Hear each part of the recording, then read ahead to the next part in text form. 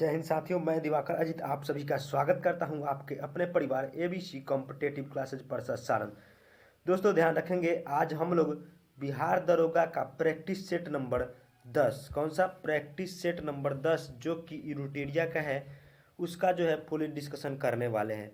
जो दोस्त अभी तक चैनल पे नए हैं, चैनल को सब्सक्राइब नहीं किए, चैनल को सब्सक्राइब कर लेंगे, वीडियो को दोस्तों में शेयर कर देंगे और वीडियो को एक लाइक जरूर करेंगे। चलिए शुरू करते हैं दोस्तों आज का वीडियो। तो आज का जो पहला प्रश्न है कि हाल ही में भारतीय प्रधानमंत्री नरेंद्र मोदी को किस देश के प्रतिष्ठित सैन्य सम्मान लीजन ऑफ मेरिट से सम्मानित किया गया है?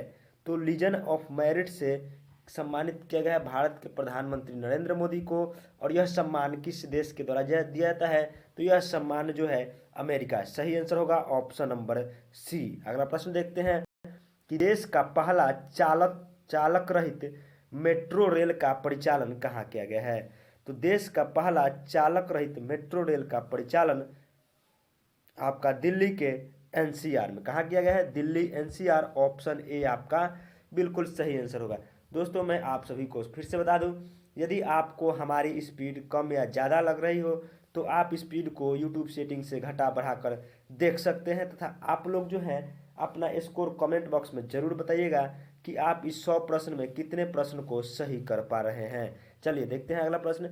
1 जनवरी 2021 को भारत सुरक्षा परिषद का अस्थायी सदस्य बना है, तो इसमें से कौन सा कथन जो है सही नहीं है? यहाँ आपको दिया गया है कि भारत 2 वर्ष के लिए अस्थायी सदस्य के रूप में चुना गया है। दूसरा है भारत 8वीं बार सुरक्षा परिषद का स्थायी सदस्य बना है। अगला है कि भारत के साथ 4 अन्य देश नॉर्वे, मैक्सिको, आयरलैंड और केनिया को भी अस्थायी सदस्य बनाया गया है। तो दोस्तों ये चारों बातें सही है यानी सत्य है, तो आपका सही आंसर जो होगा ऑप्शन नंबर डी। सदस्य जो होते हैं सुरक्षा परिषद में 2 साल के लिए बनाए जाते हैं और भारत जो है इस बार मिलाकर यह सुरक्षा परिषद का अस्थायी सदस्य 8वीं बार बना है। और इसके साथ अन्य देश नॉर्वे, मैक्सिको और आयरलैंड एंड केनिया को भी शामिल किया गया है। अगला प्रश्न देखते हैं कि नासा के द्वारा प्रायोजित आर्टेमिस मिशन का संबंध किससे है? तो दोस्तों आर्टेमिस मिशन जो है नासा के द्वारा बनाया गया है, यह चंद्रमा के लिए, किसके लिए? आर्टेमिस मिशन नासा का जो है यह चंद्रमा के लिए प्रारंभ किया गया है, यानी ऑप्शन नंबर ए आपका सही आंसर होगा। अगला जो कि 2022 में यह जाएगा, ठीक, कुल 52 साल बाद। अगला प्रश्न देखते हैं कि दिसंबर 2020 में यूनेस्को ने देश की हॉकर संस्कृति, ठीक है, को सांस्कृतिक विरासत की प्रतिनिधि में शामिल किया है। तो आपको बताना है कि हॉकर संस्कृति जो है किस देश की संस्कृति है जिसे सांस्कृतिक विरासत के प्रतिनिधि में शामिल किया गया है? तो हॉकर संस्कृति जो है कहाँ की है? सिंगापुर का। सही आंसर होगा ऑप्शन नंबर सी। देखते हैं अगला प्रश्न। अगला प्रश्न जो है लाइट हाउस परियोजना का संबंध किससे है? लाइट हाउस परियोजना, तो इसका दोस्तों सही आंसर होगा पर्यावरण के अनुकूल मजबूत घर प्रदान करने से संबंधित है लाइट हाउस, यानी आपका सही आंसर होगा ऑप्शन नंबर डी। अगला प्रश्न देखते हैं कि भारत का पहला बौद्ध थीम पार्क किस राज्य में बनेगा? भारत का पहला बौद्ध थीम पार्क किस राज्य में बनने वाला है? तो दोस्तों इसका सही आंसर होगा option number C, Madhya Pradesh में। भारत का पहला बौद्ध थीम पार्क मध्य प्रदेश में बनेगा। अगला प्रश्न देखते हैं कि फीफा विश्व कप 2022 का आयोजन कहाँ किया जाएगा? तो फीफा विश्व कप 2022 का आयोजन दोहा यानी कि कतर में किया जाएगा। वही ध्यान रखेंगे 2026 में फीफा का आयोजन यूएसए, मैक्सिको और कनाडा तीनों को संयुक्त रूप से इसकी मेजबानी दी गई है। अगला प्रश्न देखते हैं। अगला प्रश्न जो है कि निम्नलिखित में से किस राज्य को डिजिटल इंडिया 2020 अवार्ड से सम्मानित किया गया है? तो डिजिटल इंडिया 2020 अवार्ड से सम्मानित किया गया है आपका अपना राज्य, कौन सा राज्य होगा? बिहार, ठीक है। डिजिटल लेन देन के यानी कि जो आपको लॉकडाउन में जो है बिहार सरकार के द्वारा डिजिटलाइजेशन के द्वारा सभी ग्रामीणों को जो है अकाउंट में, खाते में पैसा प्रदान किए गए थे, जिस कारण जो है इसे डिजिटल इंडिया 2020 के अवार्ड से सम्मानित किया गया है बिहार को। अगला प्रश्न देखते हैं। हाल ही में भारत की पहली एयर टैक्सी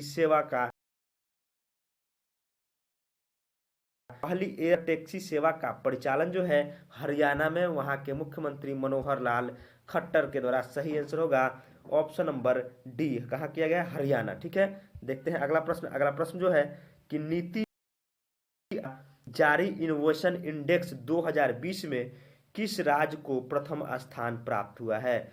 तो नीति आयोग के द्वारा जारी इनोवेशन इंडेक्स 2020 में कर्नाटक को, पहला स्थान जो है कर्नाटक को प्राप्त हुआ है। अगला प्रश्न देखते हैं।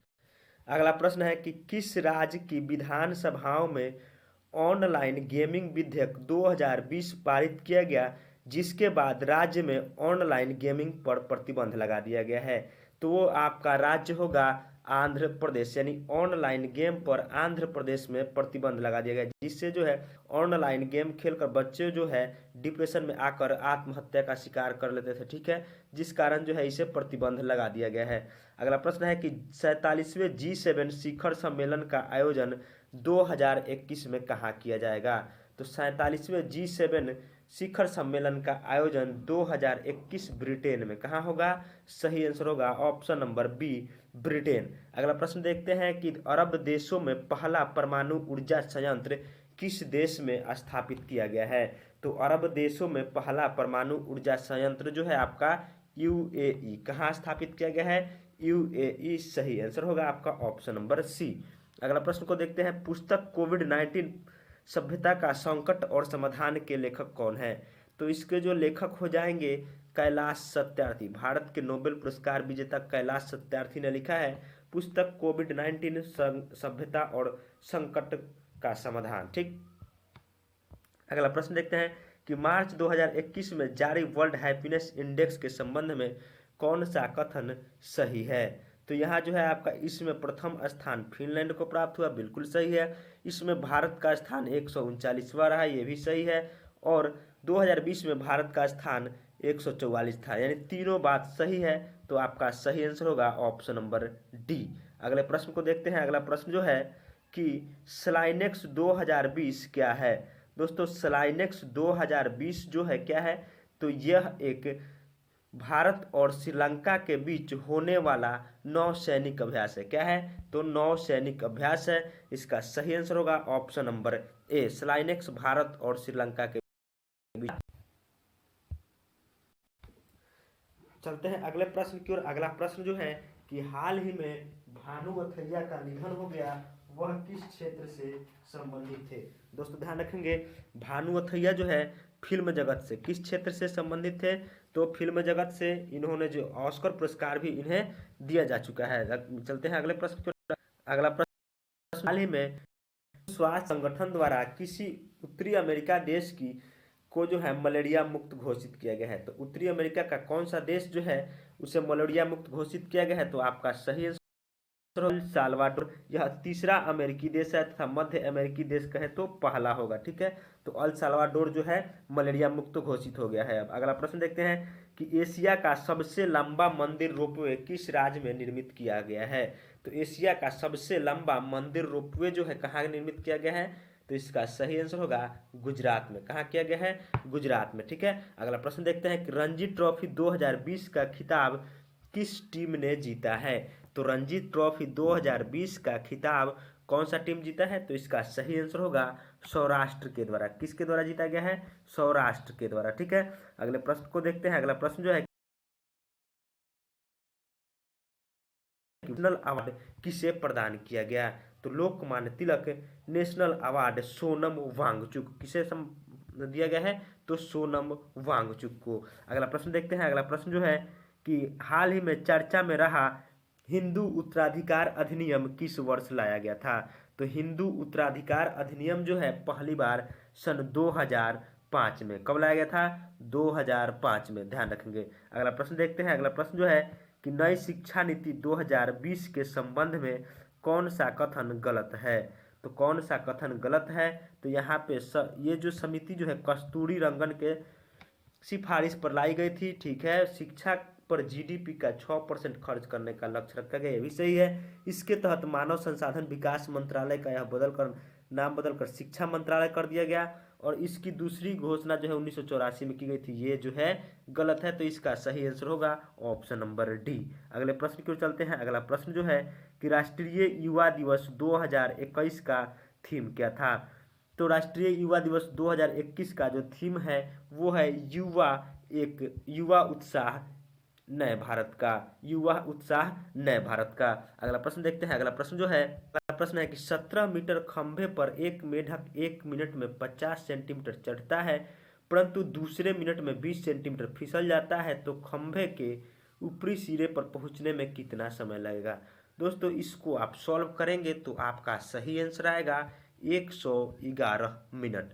अगला प्रश्न देखते हैं कि अमित का वेतन 8%, अशोक के वेतन के 12% के बराबर है। सोहन का वेतन अशोक के वेतन का आधा है। यदि सोहन का वेतन 8,000 रुपया हो तो अमित का वेतन बताएं। तो दोस्तों इसको भी आप सॉल्व करेंगे तो आपका अमित का वेतन जो आएगा 24,000 रुपया आएगा। दोस्तों ध्यान रखेंगे, आपको जो भी मैथ का प्रश्न नहीं बने तो कमेंट बॉक्स में जरूर बताइएगा, आपको उसका सॉल्यूशन दिया जाएगा। चलिए अगला प्रश्न देखते हैं कि एक व्यक्ति एक मेज को खरीदकर 20% हानि पर बेचता है। यदि वह 20% कम में खरीदता और 48 रुपये अधिक में बेचता तो उसे 30% का लाभ होता। तो इस वस्तु का क्रय मूल्य बताना है। तो इसका क्रय मूल्य जो होगा दोस्तों 200 रुपया, क्या होगा 200 रुपीज। अगला प्रश्न देखते हैं, ए किसी काम को 9 दिन में, बी किसी काम को 15 दिन में तथा सी को 10 दिन में समाप्त करता है। बी ने कार्य करना प्रारंभ किया, 2 दिन बाद काम जो चलेगा, शेष कार्य ए कितने दिनों में समाप्त करेगा।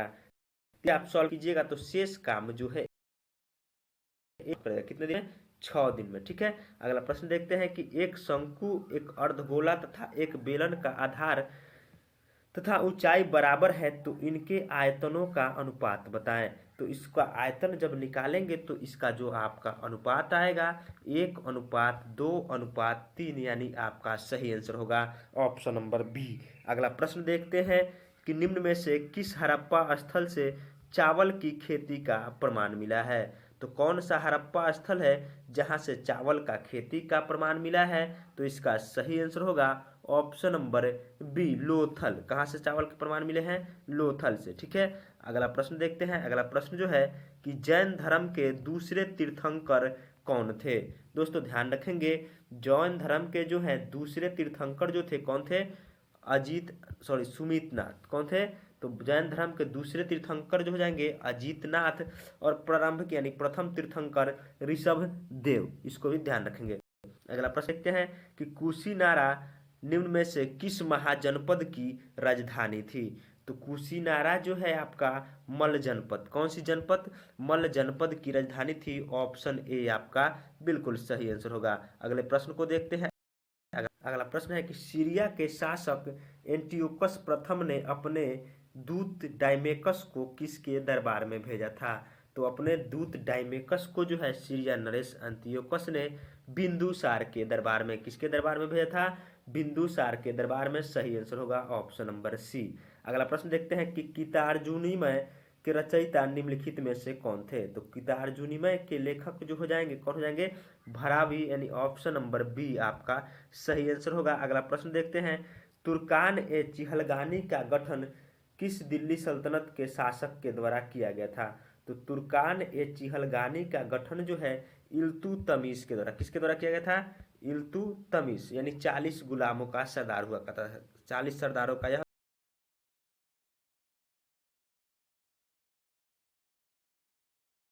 तो सैयद वंश का संस्थापक जो होगा खिज्र खा, कौन हो जाएगा, खिज्र खा। अगला प्रश्न देखते हैं कि इलाही संवत की शुरुआत किस मुगल बादशाह के द्वारा किया गया था। तो इलाही संवत की शुरुआत जो है कौन सा मुगल बादशाह होगा। तो आपका सही आंसर होगा ऑप्शन नंबर डी, अकबर के द्वारा इलाही संवत की शुरुआत की गई थी। ठीक है, अगला प्रश्न देखते हैं, इलाही संवत जो है 1583 में, इसको भी ध्यान रखेंगे। ठीक है, और दीन ए इलाही 1582 में, और संवत पूछे तो 83।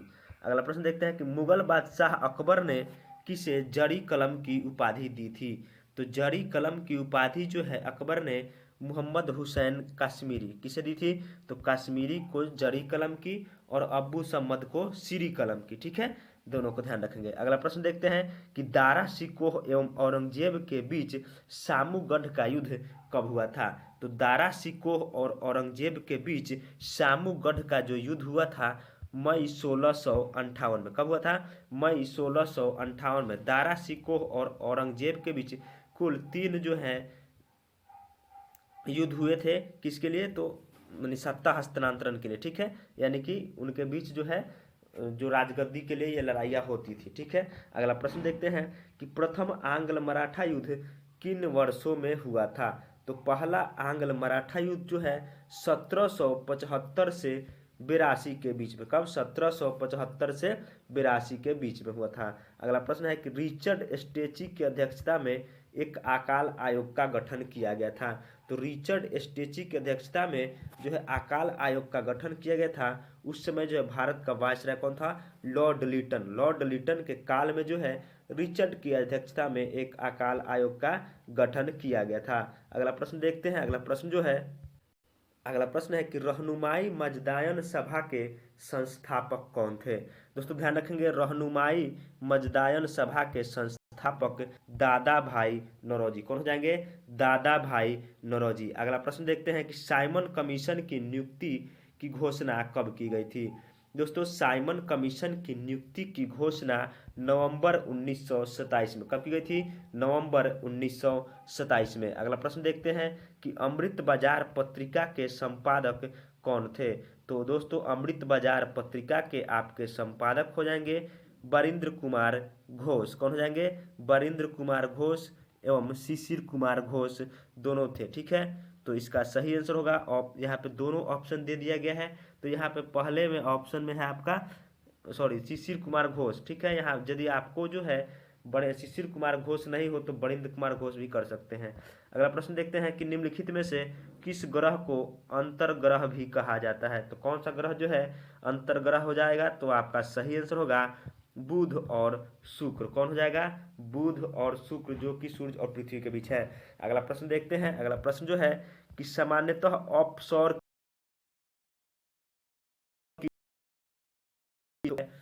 4 जुलाई, ठीक है। इस दिन पृथ्वी और जो सूर्य के बीच की दूरी जो है सबसे अधिकतम होती है, ठीक। अगला प्रश्न देखते हैं कि एम्फीबोलाइट निम्न में से किसका रूपांतरित शैल है?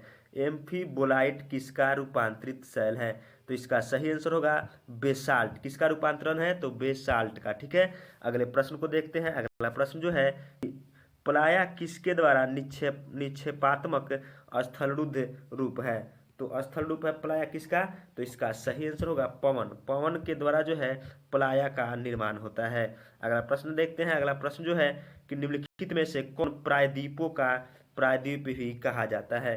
तो किसे प्रायद्वीपों का प्रायद्वीप कहा जाता है? तो यूरोप महाद्वीप, ठीक है। द्वीपीय महाद्वीप कहे तो ऑस्ट्रेलिया को कहते हैं, ठीक है।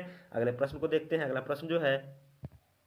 अगला प्रश्न है कि पश्चिमी घाट किस प्रकार के पर्वत का उदाहरण है? तो पश्चिमी घाट जो है आपका अवशिष्ट पर्वत। किस प्रकार का पर्वत है? तो अवशिष्ट पर्वत। और सबसे पुराना जो है अरावली पर्वत जो है वो जो भी अवशिष्ट पर्वत का उदाहरण है। पश्चिमी घाट और पूर्वी घाट ये दोनों भी आपका अवशिष्ट जो है माउंट एवरेस्ट ये जो वलित पर्वत का है, ठीक। अगला प्रश्न देखते हैं कि पेंटागोनिया मरुस्थल, ये जो सुतेश मरुस्थल है यह किस देश में है?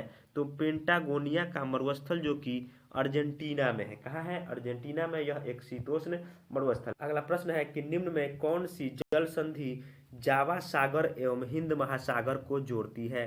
तो इसमें कौन सा जल संधि जो है जावा सागर और हिंद महासागर को जोड़ेगी? तो सुंडा जल संधि। कौन सी जल संधि? सुंडा जल संधि। ऑप्शन ए आपका बिल्कुल सही आंसर होगा। अगला प्रश्न देखते हैं कि विक्टोरिया जलप्रपात किस नदी पर अवस्थित है? दोस्तों विक्टोरिया जलप्रपात जो है जैम्बिया में जैम्बेजी नदी, किस नदी पर है? तो जैम्बिया में जैम्बेजी नदी के तट पर अवस्थित है। अगला प्रश्न देखते हैं कि ओजोन परत जो है किस मंडल में पाया जाता है? तो ओजोन परत जो है आपका समताप मंडल में। किस मंडल में? समताप मंडल में। और जो है यह पराबैंगनी किरणों से रक्षा करता है। ओजोन परत की मोटाई जो है मापने की इकाई है डॉबसन। कौन सी इकाई है? डॉबसन। अगला प्रश्न देखते हैं कि सबसे छोटी समुद्र तट रेखा वाला राज्य कौन सा है? तो सबसे छोटी समुद्र तट रेखा वाला राज्य जो है गोवा होगा। कौन सा होगा? गोवा। और सबसे बड़ा गुजरात। और प्रायद्वीपीय भारत में आंध्र प्रदेश। कुल 10 राज्यों की सीमा जो है समुद्र तट से लगता है। अगला प्रश्न देखते हैं कि मीकिर पहाड़ियाँ निम्नलिखित में से किस राज्य में है। तो मीकिर की पहाड़ियाँ जो है आपका असम में है। कहाँ होगा? सही आंसर होगा असम। ठीक है, अगले प्रश्न को देखते हैं। अगला प्रश्न जो है कि कौन सा चैनल लक्षद्वीप को मालदीव से अलग करता है। तो कौन सा चैनल जो है लक्षद्वीप को मालदीव से, तो आपका सही आंसर होगा 8 डिग्री चैनल से लक्षद्वीप से मालदीव अलग होता है। अगला प्रश्न देखते हैं। अगला प्रश्न जो है यूरी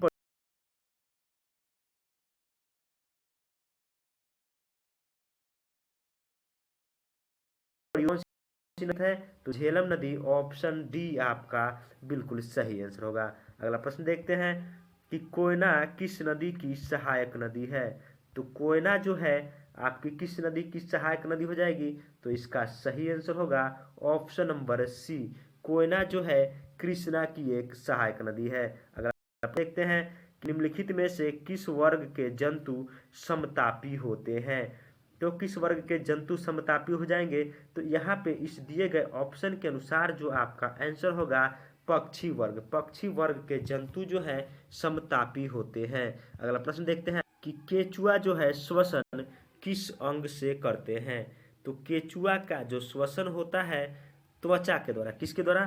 त्वचा के द्वारा, यानी कि ऑप्शन नंबर सी बिल्कुल सही आंसर होगा। और गिल्स के द्वारा जो है मछलियां श्वसन करती है। अगले प्रश्न की ओर अगला जो प्रश्न है, निम्नलिखित में कौन एक कोशिकीय जीव नहीं है।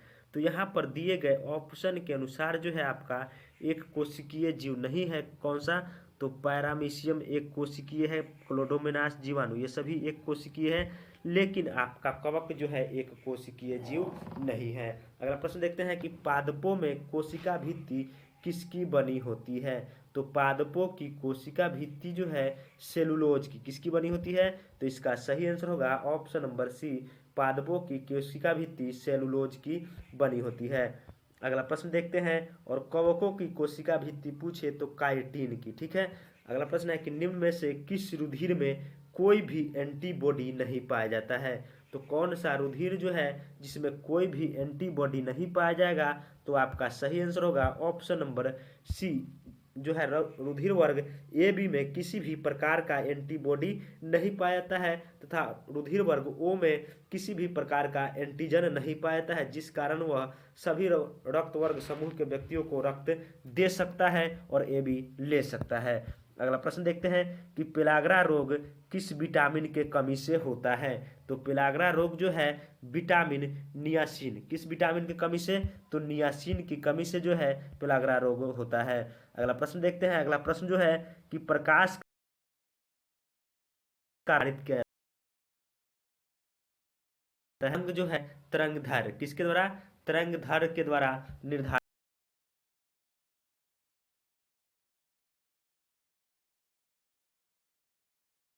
क्या होता है। दोस्तों विद्युत धारिता का SI मात्रक जो होता है फैराडे, क्या होगा? सही आंसर होगा फैराडे। अगला प्रश्न देखते हैं कि सर्वात्रिक गुरुत्वाकर्षण का स्थिरांक G का मान कितना होता है। तो सर्वात्रिक गुरुत्वाकर्षण स्थिरांक G का मान जो होगा कितना होगा? 6.673 इंटू 10⁻⁻11। ठीक है, ये आपका गुरुत्वाकर्षण का स्थिरांक होता है, न्यूटन पर मीटर स्क्वायर पर केजी। ठीक है, अगला प्रश्न देखते हैं कि निम्नलिखित में से किसका तरंगदैर्घ्य सबसे कम होता है। तो यहाँ पे दिए गए प्रश्न के अनुसार सबसे कम तरंगदैर्घ्य जो होगा किसका होगा? गामा। ठीक है, सही आंसर होगा गामा की, ऑप्शन नंबर डी। अगला प्रश्न देखते हैं। अगला प्रश्न जो है कि स्वतंत्र रूप से गिर रही वस्तु का गति का उदाहरण है। स्वतंत्र रूप से गिर रही होगी तो उसमें किस प्रकार का गति होगा, यानी एक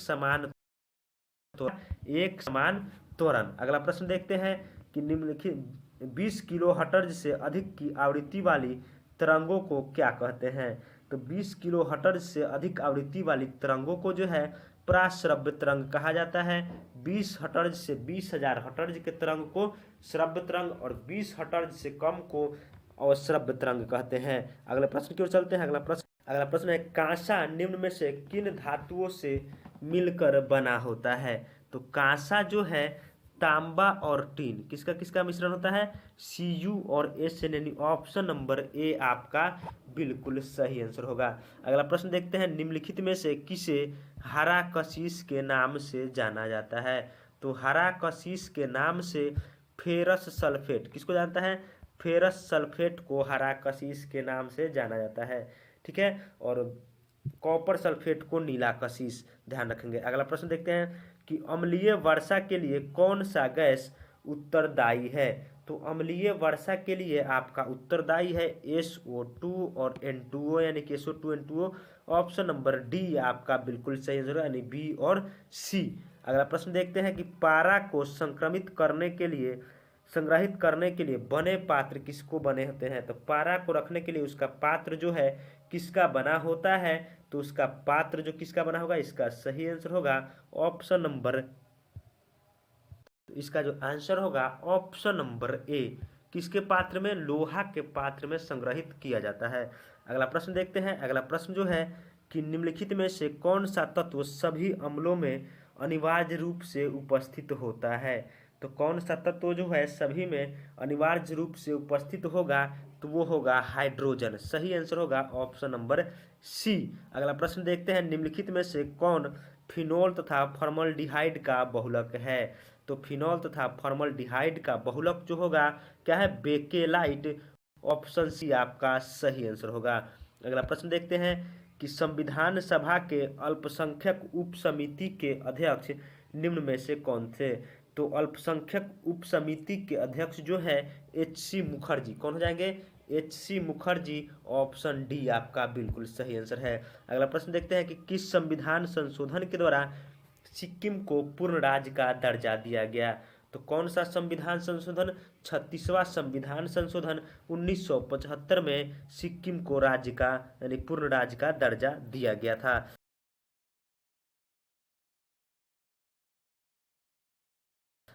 धार्मिक कार्यों की प्रबंधन की स्वतंत्रता देता है। तो कौन सा अनुच्छेद जो है? तो अनुच्छेद 26 के अंतर्गत जो है धार्मिक स्वतंत्रता पर धार्मिक कार्यों के प्रबंधन की स्वतंत्रता दी गई है। अगला प्रश्न देखते हैं कि भारतीय संविधान में मौलिक कर्तव्यों को किस संविधान संशोधन के द्वारा शामिल किया गया था? तो भारतीय संविधान में मौलिक कर्तव्यों को 42वें संविधान संशोधन के द्वारा, किस संशोधन के द्वारा? तो 42वें संविधान। लोकसभा नेता कौन होता है? दोस्तों ध्यान रखेंगे, लोकसभा का जो नेता होता है वो होता है प्रधानमंत्री, जैसे कि अभी कौन है? नरेंद्र मोदी। अगला प्रश्न देखते हैं कि मंत्रिपरिषद सामूहिक रूप से किसके प्रति उत्तरदायी होते हैं? दोस्तों ध्यान रखेंगे, मंत्रिपरिषद सामूहिक रूप से लोकसभा के प्रति उत्तरदायी होते हैं, और अकेले पूछे इसमें जो है तो राष्ट्रपति के प्रति, ठीक है। और सामूहिक पूछा गया है तो लोकसभा। अगला प्रश्न देखते हैं कि निम्नलिखित में से किसी भौगोलिक क्षेत्र को अनुसूचित क्षेत्र घोषित करने का संवैधानिक अधिकार है? तो यह अधिकार जो है राष्ट्रपति को दिया गया है कि किसी क्षेत्र को जो है अनुसूचित क्षेत्र घोषित कर सकते हैं, ठीक। अगला प्रश्न देखते हैं कि किसे अस्थायी मितव्ययता समिति भी कहा जाता है? तो अस्थायी मितव्ययता समिति जो है प्राक्कलन समिति को कहा जाता है। किसे कहा जाता है? प्राक्कलन समिति। और प्राक्कलन समिति को लोक लेखा समिति का जुड़वा बहन भी कहा जाता है, और इसमें कुल सदस्यों की संख्या 30 होती है, ठीक है। चलिए आगे देखते हैं। अगला प्रश्न जो है कि किसी राज्य की विधानसभा में सदस्यों की अधिकतम संख्या कितनी हो सकती है? तो किसी राज्य में के विधानसभा के सदस्यों की संख्या अधिकतम, सबसे अधिक उत्तर प्रदेश में है, और आपका बिहार में जो है 243 विधानसभा की सीटों की संख्या है।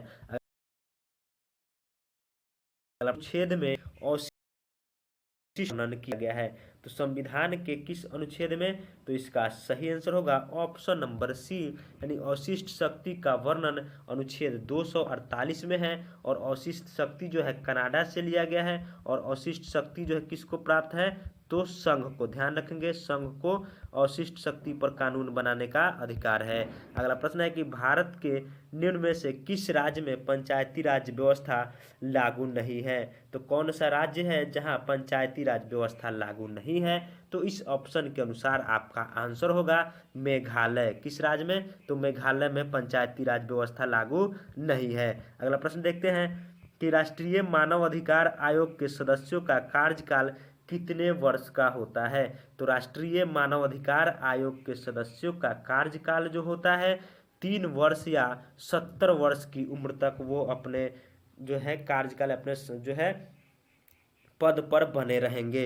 अगले प्रश्न की ओर चलते हैं। प्रश्न है कि कीताम वन्य जीव अभयारण्य किस राज्य में है? तो कीताम वन्य जीव अभयारण्य जो है सिक्किम में है। कहाँ है? सिक्किम में। ऑप्शन सी आपका बिल्कुल सही आंसर होगा। अगला प्रश्न देखते हैं यूनेस्को के द्वारा मानव एवं जैव मंडल कार्यक्रम की शुरुआत कब की गई?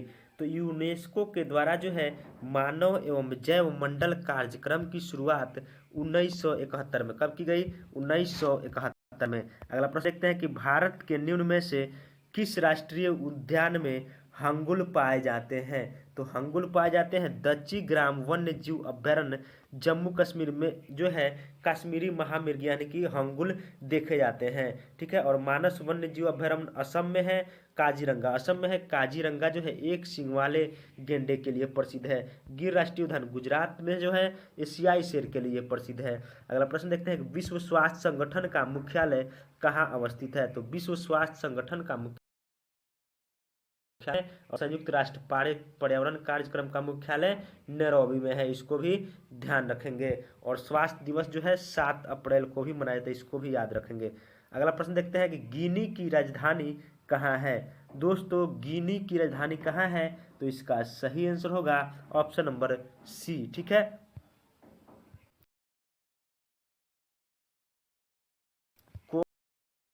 और गिनी बिसाऊ की राजधानी बिसाऊ है। ठीक है। और गैम्बिया की राजधानी जो है आपका बांजुल है। ठीक। अगला प्रश्न देखते हैं बांस नृत्य किस राज्य में प्रसिद्ध लोक नृत्य है? तो बांस नृत्य जो है किस राज्य का प्रसिद्ध लोक नृत्य है? तो इसका सही आंसर होगा मिजोरम। मिजोरम में जो है बांस नृत्य प्रचलित है। अगला प्रश्न देखते हैं कि रक्षा अनुसंधान एवं विकास संगठन का मुख्यालय कहाँ है? DRDO। तो DRDO का मुख्यालय जो है कहाँ है? नई दिल्ली में। सही आंसर होगा ऑप्शन नंबर डी। अगले प्रश्न को देखते हैं सोजिम निम्नलिखित में से किस देश के संसद का नाम है? तो सोजिम जो है पोलैंड के संसद का नाम है। किसके? पोलैंड के संसद का नाम सोजिम है। ठीक है। अगला प्रश्न देखते हैं निम्नलिखित में से किन वस्तुओं की मांग में उपभोक्ता की आय में वृद्धि के साथ गिरावट होती है? तो इस प्रकार की वस्तुओं कहते हैं निम्न स्तरीय वस्तु। क्या होता है? निम्न स्तरीय वस्तु में जो है मांग उपभोक्ता की आय में वृद्धि के साथ गिरावट होने लगता है। ठीक। अगला प्रश्न देखते हैं कि लॉरेंज वक्र निम्न में से क्या प्रदर्शित करता है? तो लॉरेंज वक्र के द्वारा आय का वितरण यानी आय की समानता को दर्शाया जाता है। दोस्तों ये थे आपके पूरे 100 प्रश्न जिसको हम लोगों ने कर चुका है। दोस्तों अपना कमेंट बॉक्स में स्कोर जरूर बताइएगा कितना प्रश्न सही किए हैं। यदि 70 के अप्रोक्स में आपका स्कोर है तो आपका स्कोर अभी फिलहाल बढ़िया माना जाएगा। और आप लोगों से फिर से रिक्वेस्ट करता हूँ कि आप यदि हमारे चैनल पर नए हैं तो चैनल को सब्सक्राइब कर लेंगे, बेल आइकन जरूर दबाएंगे जिससे कि आपको नोटिफिकेशन मिलती रहे। और एक वीडियो को लाइक जरूर करेंगे। मिलते हैं नेक्स्ट वीडियो में, तब तक के लिए बाय बाय।